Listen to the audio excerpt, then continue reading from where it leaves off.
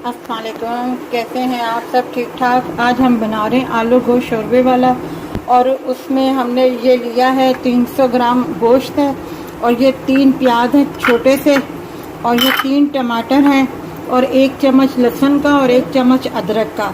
ये सब हम गोश्त में डाल के, पानी डाल के, और इसको पकाने के लिए रख देंगे ऊपर।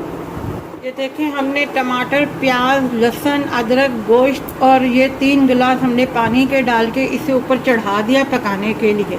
अभी हम इसमें मसाले वगैरह कुछ भी नहीं डालेंगे, ऐसा पानी रह गया, और अब हम इसमें मसाले डाल रहे हैं ताकि मसाले भी इनमें थे थोड़े पक जाए। ये 1/2 टीस्पून हल्दी, ये 1.5 टीस्पून लाल मिर्च पाउडर, 1 टीस्पून नमक और 1 टीस्पून धनिया पाउडर।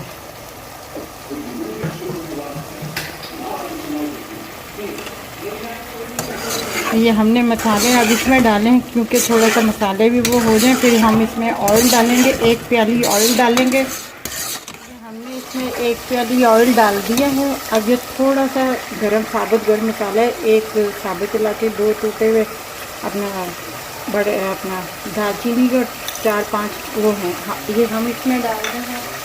और अब हम इसमें आलू भी शामिल कर रहे हैं ताकि ये इसके साथ ही भुनाई हो जाए, अच्छे तरीके से भुनाई कर रहे हैं। अब इसमें हम 1/2 टीस्पून ब्लैक पेपर डालेंगे, और ये साथ ही हम हरी मिर्चें डाल देंगे, और हल्का हल्का पानी डाल के हम इसकी भुनाई करेंगे। ये हमारी भुनाई हो गई है। अब हम इसमें 1.5 गिलास पानी का डालेंगे, और साथ ही 1 टीस्पून गरम मसाला डाल के इसे जोश उबाले के लिए रख देंगे।